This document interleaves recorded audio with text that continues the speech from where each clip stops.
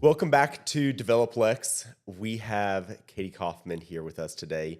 You all got a sneak peek of a little bit of this conversation if you attended the live event earlier this year or listened back to the episode.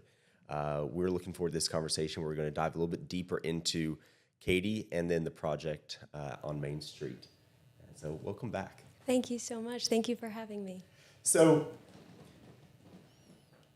2 or 3 years ago, how would have you introduced yourself before real estate became a big consumer of your time and energy for things? Or how do you introduce yourself now, reflecting back on all the things you've done? That is a really funny question because it has changed quite a bit over that time. I would say now, if I'm just out on the streets of Lexington and someone asks what I do, I will sort of fumble and maybe hopefully eventually get to, oh yeah, I'm a real estate developer. But I think I have a serious case of imposter syndrome, or perhaps just the truth is that I'm very green in this sector and understand that I have a lot to learn. So I would maybe tell you if I met you on the street, I'm a developer. I would say what I do mostly on a day-to-day basis is just listen to people, listen to the wide variety of people that I work with every day.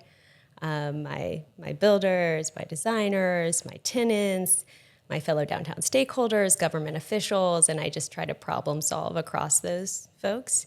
And maybe that's where I get comfort in what I'm doing, because the previous roles that I had in my life was a lot of that too. And from each of the roles that I've had, I've taken something that I've been able to deploy seamlessly into real estate development. So, yeah. So moved to Lexington from Washington, D.C., previously worked within government, worked with government. Share us a little bit about that and those skills and how you're using all of that experience now to see the world of development. Okay. Yeah, so maybe I'll start a little bit about my background from the beginning. Is that okay? Yes. Okay, so yes, I was born in Boston, so I'm originally a Massachusetts native. I grew up in Washington, D.C., where my entire family, parents, aunts, uncles, everyone involved in politics. And I grew up right on Capitol Hill. So not only was like the physical infrastructure around me just government, but every conversation around the dinner table was the politics of the time and public policy. And I would say that just shaped who I am and what I wanted to do with my life. Maybe the most influential person in what that experience would be was probably my father. And my father grew up in a very under-resourced family. He didn't go to college. He was any number of things, from garbage man to grocery store, packing the bags, to working his way up to manager, just a total manic workaholic. When he volunteered on his first political campaign, turned out he was quite good at that, and ended up working in the White House for President George H.W. Bush and was his political director. So that was sort of the person in my life that influenced what it meant to have a career, and a career in public service. I think because he didn't have a strong educational background and expertise, I sort of internalized that as, oh my gosh, that's why he is a workaholic. Like, he is tied to his phone, he's tied to his job. He would go to work at 5 in the morning and come home at 10 at night. So there were really months at a time where I never saw my father. But I admired this, what is this work thing? And so I decided, well, what I'm going to do with my life is I'm going to be a public servant, but I'm going to have an expertise. And that way I can go to work and provide value and then come home. And I decided that expertise was going to be international relations, national security focus. I have my master's in Asia-Pacific Security Affairs. And that's really where I wanted my focus to be. And I got my first job at the Pentagon. And I would walk in every morning very early and just think, oh my gosh, I'm so important. And this is like, I'm adding value. I had this sense of duty and public service. I just thought I would work there forever.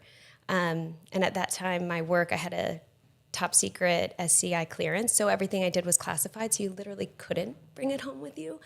So it was just like the perfect, what I thought I wanted to do for the rest of my life. And of course, that's not how life works.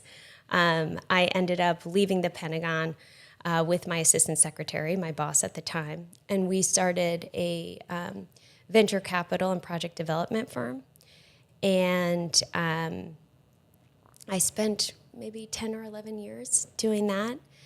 We were bringing Asian technologies to U.S. markets, and that was just really fun.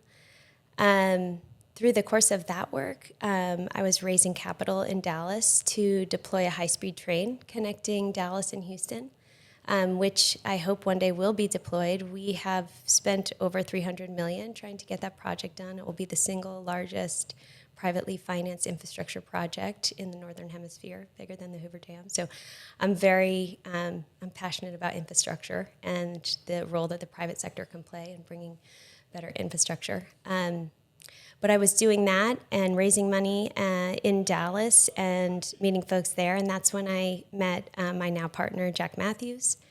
It's also when I met another individual who I pitched to invest in the train and ended up being tapped to run the Development Finance Corporation, which is the United States development institution. We invest in emerging markets to improve the lives of the places and the places where we invest.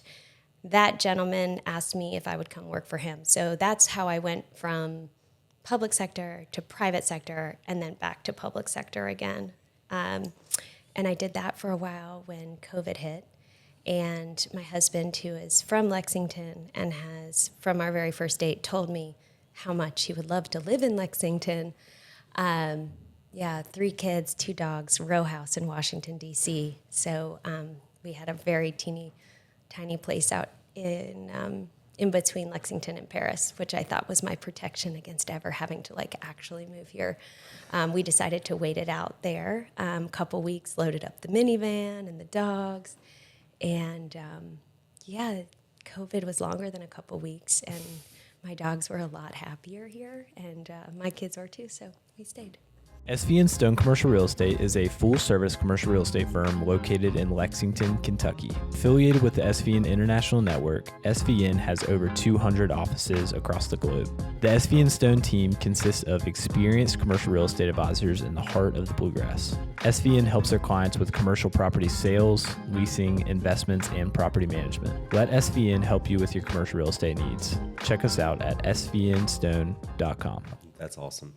So tell us a little bit more about that Development Finance Authority. Was that the DFC, Development Finance Corporation. Thank you so much for asking about that. This is the coolest thing that you fund and any taxpayer funds. It's a $60 billion investment bank housed in Washington, but it's quasi-government. So its board is made up of half private sector and half public sector. It invests, again, with the dual purpose of both creating more stable communities and also making a return on those investments. So it's a net deficit reduction agency. It puts money back into the Treasury every year. And the way I look at it, just very simply, is you have, well, maybe you had, USAID, which is our humanitarian assistance agency, and that goes in crisis zones and just kind of is that humanitarian aid. But of course, the goal is to get these economies to contribute to the global marketplace and then be a net beneficiary for the United States when we're all contributing and we're not doing humanitarian assistance.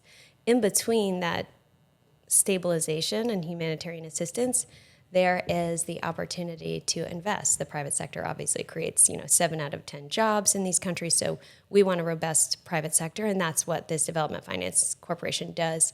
It invests where the private sector is a little bit too nervous to because of the condition of the political stability maybe in that country.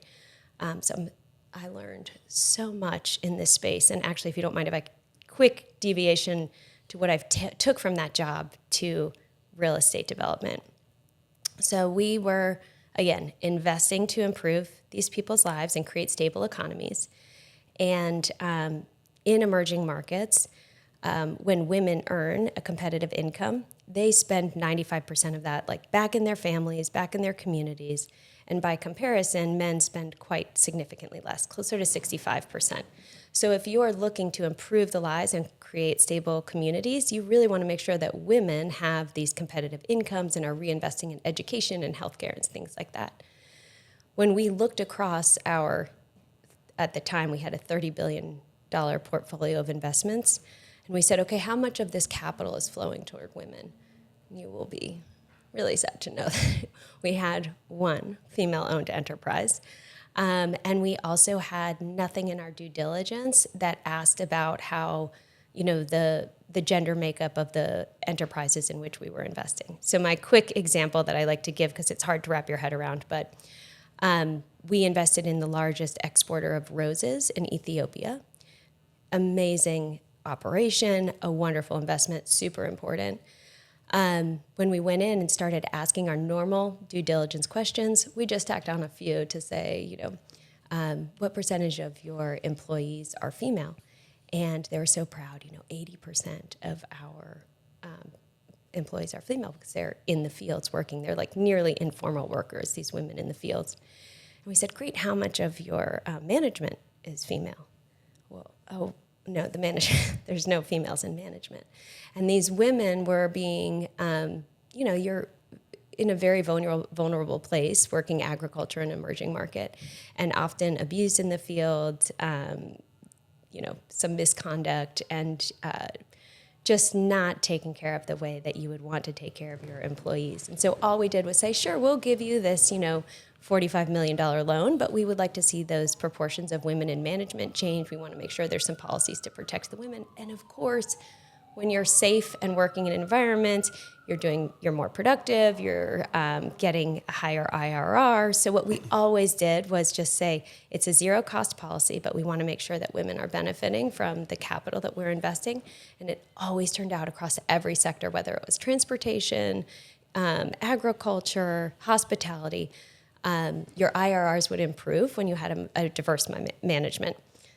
And the lesson that I took that to real estate is, as soon as you see the world through this lens that allows you to view, how are women participating in this? How is someone in a wheelchair participating in this? How is someone of color participating in this? And making sure that you really actually view the world through that lens, you will probably miss some things. And if you look at the development world, I'm sorry to say, gone through all of your interviewees, but I'm not sure if you've had a lot of women that are developers in Lexington. We have not. It's definitely unproportional. So that means that there is a world that we're all living in that those decisions have been made by men. So it's a world that's built and designed by men. If you go in someone's house, is it typically a man or a woman who's designing that space? Probably a woman. It's probably a woman. We're pretty good at making things comfortable and making things feel good. So I would like, when Jack and I were talking about doing a project together, I really talked to him a lot about this, about how women should play a larger role in designing and building the world that all of us participate in. And I think he liked that angle, and I hope that I've brought a lot of that to our project here. That's awesome. What are some of those qualities as it relates? We can get into the nitty gritty of 325 at some point, but I am just curious right off the bat, when you think of, I'm really proud of what I'm bringing to this project and what I'm bringing to one of the more prominent corners in the city of Lexington, what are some of those qualities that you think of, that you think, when, my perspective as somebody that has been in a lot of different roles, that has maybe not lived in the market for an incredibly long time, but I feel like I do have a decent pulse on what people are desiring, and maybe more than just one subset of people. Like I develop in a different way. Are there any qualities that jump off the page to you of how you have developed that property, or your desire to do so? Yes. Well, I'll say what we're trying to do, and hopefully it's going to turn out to be good for everyone. I will say that this is, I'm sure I mentioned this earlier, but Jack's entire ethos is about listening to the community and what it needs. I do think, and I don't mean to make this about men and women, but I do think women are particularly good listeners and good gatherers. I will say I just enjoy that. I enjoy talking to all of the neighbors, the stakeholders, the potential customers that we'll have, my potential office tenants. I love talking to them, engaging with them, listening to them, and thinking through what we can do that's a little bit different. Maybe a more concrete answer to that is just on the design side. I was really intentional and picky about who I was going to have do the interior design, and I did not pick a commercial decorator. So when you walk into 325, I don't think you'll feel like any other building that you walk in Lexington. I hope you feel more like you're walking into a beautiful home. And using a residential designer was a little bit risky, I think. And some of the things and the big decisions that we're making, some places we're deploying a lot of capital that probably Matthew's question, we had to do some convincing. For example, we are going to do an incredible art installation. When you walk into 325, there will be a giant mural with a focus on the native plants in Kentucky with a local artist here, Kim Comstock. She's incredible. And one of the things that, I don't want to use the word but that we decided to do was to bring in folks, Christine Smith, who's the executive director of Seedleaf, Natalie Lister, who has a really deep relationship with the land here, and just consult with the artists. What are these beautiful plants that everyone needs to see and feel? We think, I think that the homage to the horse and bourbon is quite strong here, and we just want to bring some of the other beautiful landscape to the forefront. So I think decisions like that are a little bit different than maybe what someone else would have done. Yeah. Maybe. And maybe there's not an immediate, it's really easy to put the developer hat on, and there's an immediate ROI behind X. What is the ROI behind an incredible mural? I'm not sure. But you when you walk in, and he's a broker and not a developer. Let me finish my thought here. When you walk in to a building similar to yours, and you have the experience where it does feel welcoming, it does feel not like another experience downtown that you may have been in. I haven't been into a tremendous amount of those buildings, but in other markets there are very intricately designed buildings like that it is an experience outside of, especially if it's a place that you're going to work 80% of your time that's outside of the home. That makes a pretty massive difference. And I would say as a developer, that's unique but needed in today's built environment. I really hope so. I hope it draws people in. At least we can hope so. Yeah. Well, and I will say maybe even more. The dream is that it draws you in and pulls your eyes up. Also, a mom, I would say that influences so much of what I do. I have teenagers, 17, 14, and 12. And I am a fanatic about the phone and the screen. I just want them engaging with the world around them and the people around them. I want their head up, and I want to create a space that when people come in, that's their natural tendency. And I want it to feel like a home. It would be really rude to kind of look at your phone when you're in someone's living room, Mm-hmm. And that's also how we're really focused on building out the first floor. It's all about what is a place of gathering, what is a place that is bringing us together as a community, and how can we invest in the physical space that encourages that. Craftsman Contractors is Central Kentucky's one-stop shop for roofing, windows, siding, and gutters. CraftsmanContractors.com/contact us will get you straight to the form you need so that their team will get in touch about your project. Or just text Steven at 859-246-0108.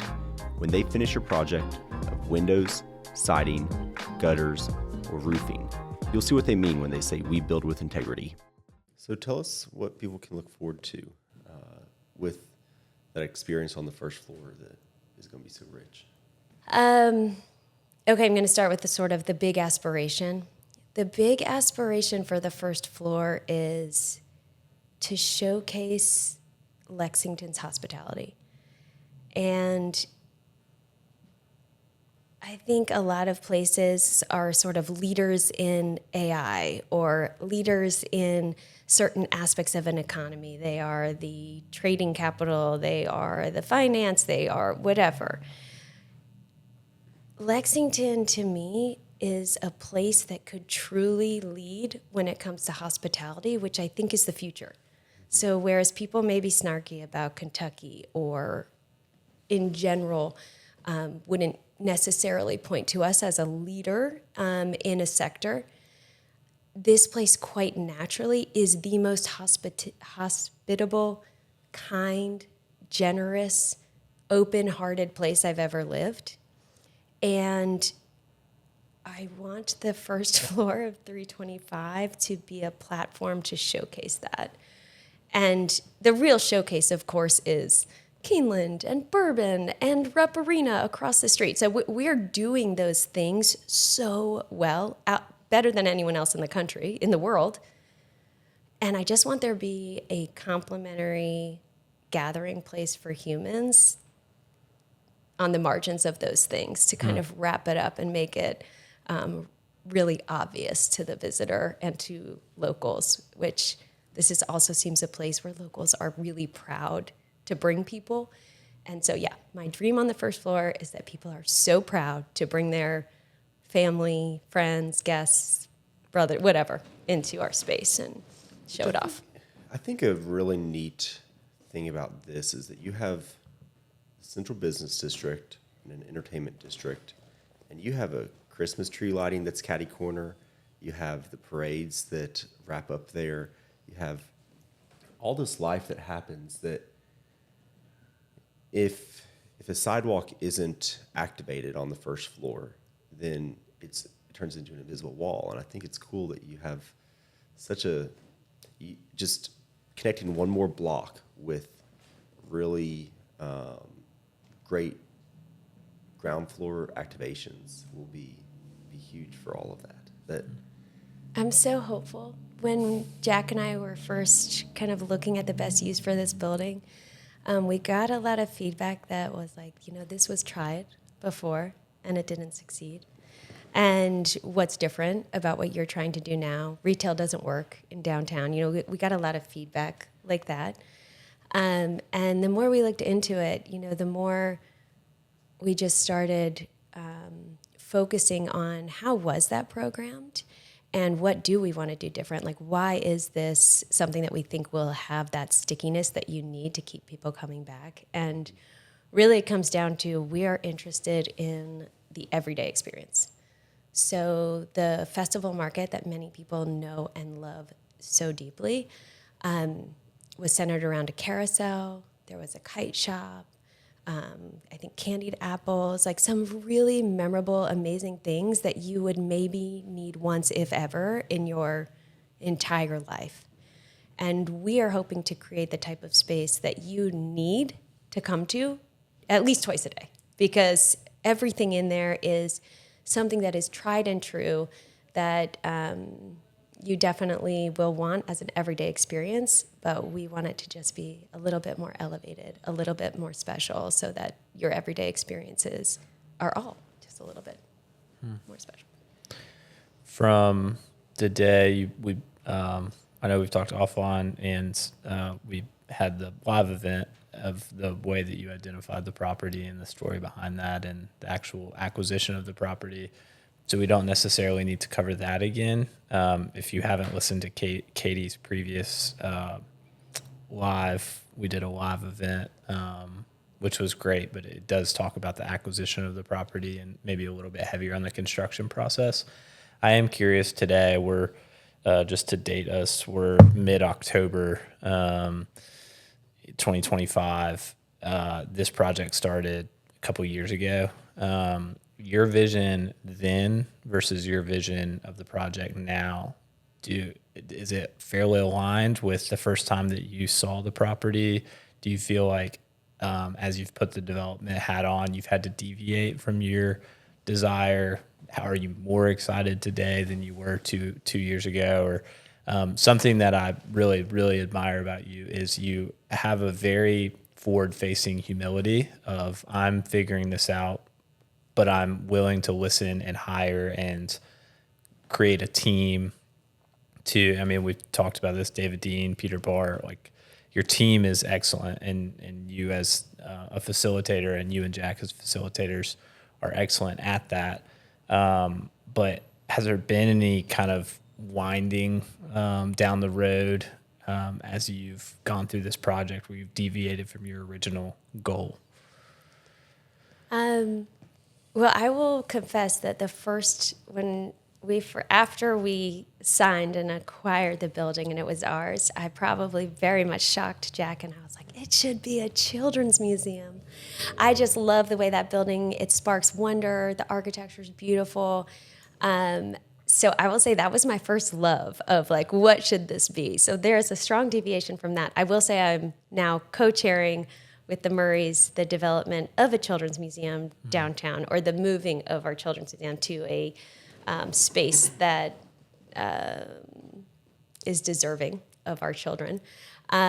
So that piece changed. I will say the wind for me has been more around like a positive joy that I have in two areas that I was uncertain about. So first of all, as soon as we landed on, this is what Lexington needs, it's going to be the Class A office on 2 and 3 and the restaurant and retail on the first floor.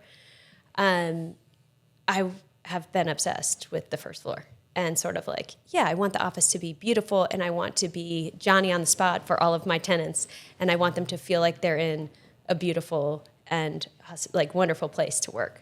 But my heart was not with them. Now that I have my tenants in, and the courting that I did to get them to take a bet with Jack and myself on a building that was not beautiful at the time, I am overjoyed with the alignment of our values. So you all knew that Frost Brown Todd was going to be our largest tenant on the west side. The partner that took the bet on that space took a huge bet, and I think had to really pull people along with him. And he did it because that firm is focused on its people.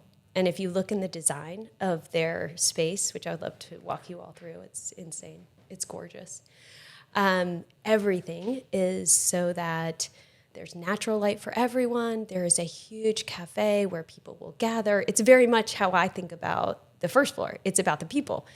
And it's their recruiting tool to get new lawyers. You know, it's just, I love that alignment, and I love how invested I am in the success of that. He took a bet with us. And then the same, we've now signed PNC on the east side. And that is also just like very customer forward. It's all about the people you're serving. And the design of that space, I think, will also align with those values. So I've been so surprised at how much I actually care about the office. So that's one wind for me personally. I think the other, this is such a, I feel like I'm being like too optimistic and whatever, but I'm just going to say, the team that I thought, or the team that we talked about, you know, Dean Builds, Peter Barr, those two are my guys from day one. But if you walk in there on a day, like if you walked in today and saw who I'm engaging with, I've got 4 different GCs in there right now. I've got Elaine Allen doing my PNC fit out. That's Bishop Carter. I don't know if you know him. Mm-hmm. Incredible team. We had his wife on Raquel on the podcast at one point. She's a star. Yeah. Yes. And I've got Miranda doing Frost Brown Todd, and I've got Kebco doing my common areas, and of course Dean Build still doing my exterior, which is like the big heavy lift. the amount of women I work with every day is more than 50%.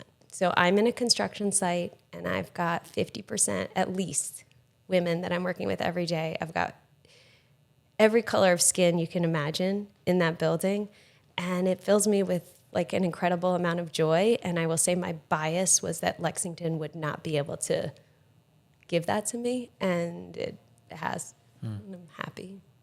That's a very different response than I thought you would go. That's great. That's incredible. Well, I'll also say one wind is we just dug our 5-foot trench for our new sewage and grease trap, and there are voids everywhere.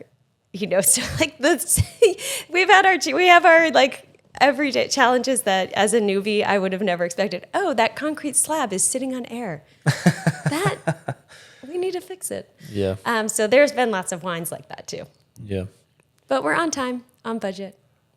The right partner can make or break your development project. That's why Bowman's integrated services, from landscape architecture to planning and engineering, are trusted by the region's top developers. With deep roots in Lexington and the backing of a national network, Bowman has helped shape some of Central Kentucky's most iconic projects. They know the land, the process, and what it takes to get things built. Ready to move forward with confidence? Call William Hodges, Regional Leader, at 859-309-6501. What advice would you give to somebody that's in college right now, wants to do what you're doing because they're admiring how you've done it?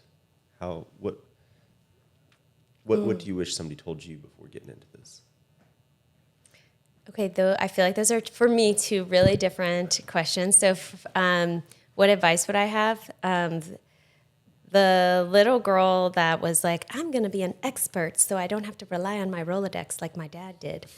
Everything I have achieved is because of a person that I knew.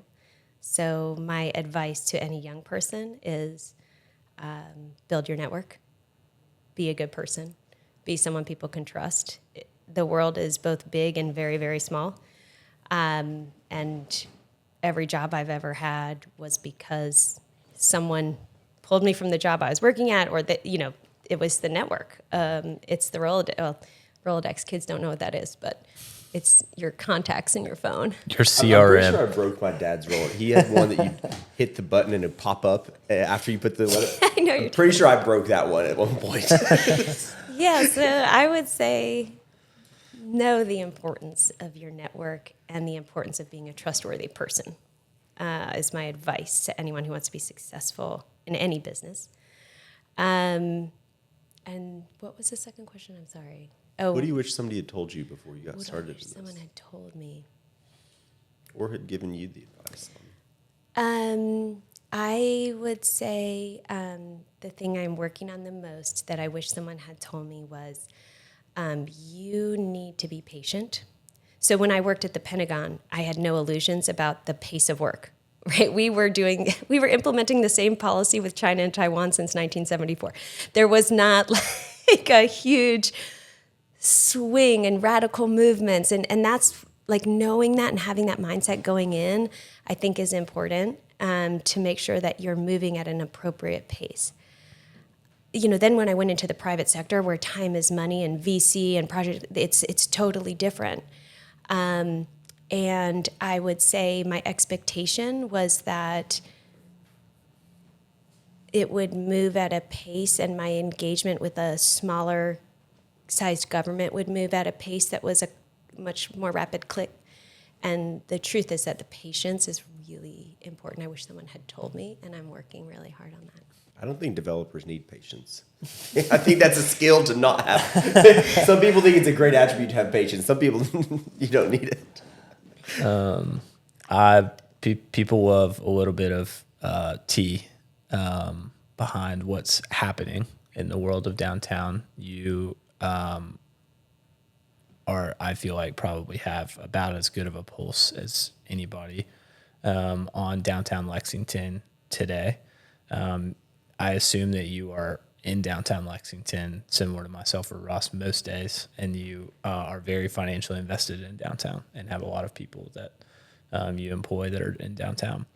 As as it relates specifically to downtown Lexington, we actually know each other really from the downtown Lexington partnership and a CRE group that we participate in. You very strategically invested in downtown. You could have bought something in the suburbs between Lexington and Hamburg and decided that was where you were going to invest your time and resources, but you chose a very prominent corner in downtown Lexington. Why downtown?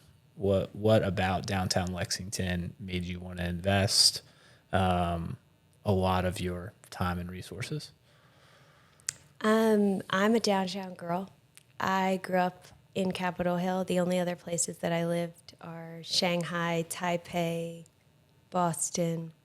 I love a city because I love the quality of life.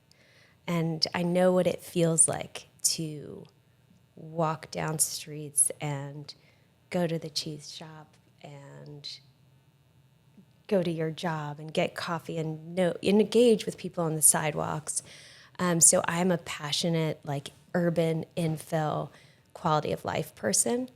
And I think that is only magnified by living in Lexington, where the surrounding land is just beautiful.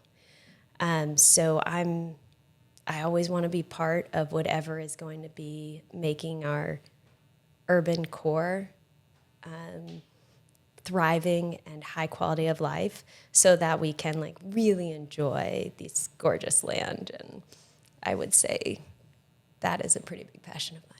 DevelopLex is also sponsored by Community Trust Bank. Hi there, this is Cam Dacey, Commercial Loan Officer at Community Trust Bank and avid DevelopLex and Middle Tech podcast listener. Community Trust offers a wide variety of home loans, commercial loans, and small business loans to suit your financial needs, as well as mobile banking, internet banking, and bill pay. Their friendly and professional staff would love to assist you at one of their 6 Lexington locations. Community Trust Bank is committed to building communities built on trust. Member FDIC, equal housing lender, subject to credit approval. With that, what do you think that we can continue to progress? Obviously, this is a project. The project that you're involved in is a project that is going to shift the dynamics of inventory downtown. You've already secured really high quality tenants based off of having a different experience as a tenant. Obviously, they're now having a showcase office. I've walked into Minter Vines. I'm friends with Matt Minter and Brian Vines, and their office is pretty amazing. I haven't seen Frost Brown, but there's just a lot of positive in that experience. Obviously, some of our inventory is dated.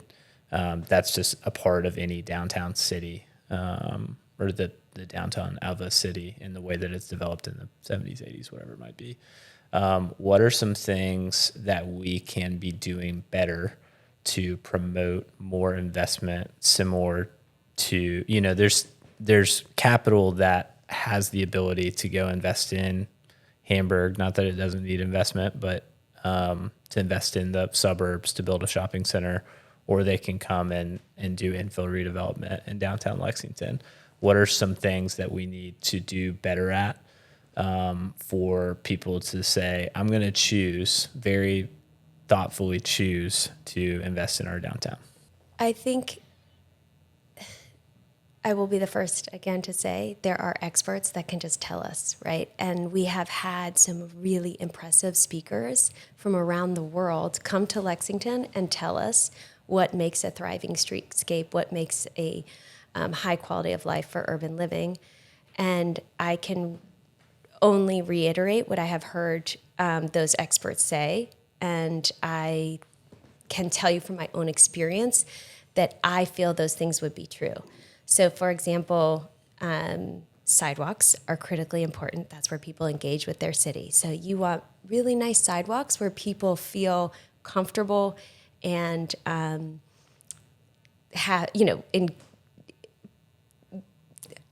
working well with the infrastructure around them, to feel good about the infrastructure around them and safe with the infrastructure around them. You want predictable and not loud traffic. Particularly in front of my building, there's 5 lanes of traffic. I think it would be better if there were parking on both sides of that street and maybe a bike lane and just 2-way or maybe less lanes in 1-way. I'm not sure. I'm not a traffic engineer, but I think there are some solutions that could make our streets safer, that could make them just more pleasant, and that type of thing will encourage investment downtown. If there's something we could do about the Herbie trash cans, again, that impacts how people engage with a sidewalk. It's smelly. If you are pushing a stroller or in a wheelchair and you're trying to navigate a sidewalk that is both crumbling and has a Herbie trash can, that makes it really difficult, and it makes your experience much more, it doesn't leave you with that warm, fuzzy feeling. So I think, Weston, you and I have talked about my complete shock when Peter told me what the rents are out in Palomar or the Summit. They're nearly double what people are asking for rents at the center of our core of downtown, where we're investing so much money in Gatton Park, in Phoenix Park, in a convention center. So if you're pouring, hundreds of millions into the infrastructure of your downtown, but you're missing the piece that is making the quality of life improved, you're going to miss out on the investors, because they're going to go where they can get higher rents. And why can they get higher rents there? Because people can park easily, because their sidewalks are clean, because they're nicely lit, all those things that I was kind of suggesting I think some of the experts have noted would be good for downtown Lexington. I hope that's not too negative. No, and I think it's things like the Summit, that town center feel, that was all modeled after what downtowns were always supposed to be. It was never supposed to be a suburban model. It was always, they took pieces that worked from downtowns that were the heartbeat, because they knew that stuff works, is when you have it safe, walkable, pleasant. Yeah. Eat, play, shop right in this area where you feel like you're in a community and engaging with other people. We have that downtown Lexington. Like, we're so close, and Gatton Park is insane. It's so beautiful. And I don't know if you ever just walk in there at a random time of day, but you can't believe the amount of families and kids that are just enjoying. Same with Phoenix Park. Can you believe how many kids are on that playground every day? Heck, I've been in the playground. Okay, yes, exactly. Yeah, so we're doing so many things right. I feel like there's 2 little things, and anyone who walks down Main Street or Vine Street and has heard the it's kind of scary, We need to fix that. But that would be my only. I want to kind of, as we exit, have so many people at this point associate you with one project in particular. Obviously, it's a very large project and huge on the trajectory of Lexington. I kind of want to deviate a little bit from that and touch on maybe forward-facing questions. Obviously, at some point, 325 will be stable. It'll be full. We're going to all be sitting. Maybe our next conversation with Katie will be sitting in the diner. I hope so. Which will be a very amazing experience. And I think that we also, at the end of the episode, want to figure out a way for people to be able to interact with what your plans are and actually be excited about the project and be able to keep up with it over time. Because I think it's cool that a lot of the developments that we talk about on our show aren't necessarily progressively happening as we're talking. So I think this is a really unique one that we've been able to keep up with through the iterations. I want to just touch on really briefly 10 years from now. 325 is stable. Everything's full. Everybody's talking about this project in Kentucky. What do you think is next for you as a real estate developer, for you as a community activist? Where would you like to be spending your time 10 years from now? Wow, Wes. That was not on the script that we sent you. I am 10 years from now. Let's see. I just turned 45. I'll be 55. I have to cop out and just say I'm so focused on this project, and that really is maybe just who I am. Any job I've ever had, when I was in the Pentagon, I was like, I will do this for the rest of my life. And I truly thought I would. And then when I was doing the venture capital stuff, I thought that was my forever. I feel like it's hard I'm so in the day to day. I can't imagine what it will be like when everything is finished in there. I can't imagine. I will say I have passions. Like, I would love to have a boutique hotel that focuses on bluegrass music. That is a little dream I have. But certainly not something I'm working on. Maybe in 10 years. Thank you for asking me, because I will now try to think about that and come up with a better answer. Yeah. Well, I mean, that's a very fair answer. And I would say when you're in a project the scale that you're in currently, it's really hard to see on the other side. Like, you have a vision for what it is, but your vision really only goes as far as, like, I just need to get to tomorrow. Like, I need to figure out, like, these grease traps, or I need to figure out this tenant issue or whatever it is. It's really hard to be like thinking 10 years from now. And I don't know when I walk in tomorrow what my issue will be. Yeah. Right? I didn't know the air was under that slab 2 days ago. So I'm not sure what it will be tomorrow. And I guess I'll just be a little vulnerable and say, I'm very nervous that I don't deliver on the vision for that first floor. Like, that's what I want. That's what we are fighting really hard for. I wake up every morning and I think about it because I think Lexington deserves it.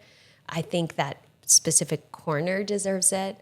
But yeah, we don't have it in place. Like, I'll just put that out there. Yeah. So that's my go to bed, wake up, think about the first floor. Well, an affirmation in that vision is I know you enough to know that you have consulted with a lot of people to understand. I think there's something unique about a developer that is in town. You've consulted with a lot of people on what Lexington needs, what Lexington deserves in order to get that vision. It is not a out of state, out of town person that decides that based off of a pro forma, this is what is needed. So I think that's a little bit unique in what you're doing. Now, Lexington does have other developers that do similar things, but we definitely have a lot of outside capital coming in right now as well that maybe isn't asking opinions of neighbors and polling the people that are working there every day on, what would you actually want here? So. Well, I know what you want. I know you want really good wine. Yeah, so we're going to give you that. Awesome. Well, Katie, thank you for investing energy, investing money, and just talent into a city that's going to grow. This will be a very cool project. Thank you so much. Thanks for willing to talk to me again. I really love chatting with you guys, and I always have fun. Thanks.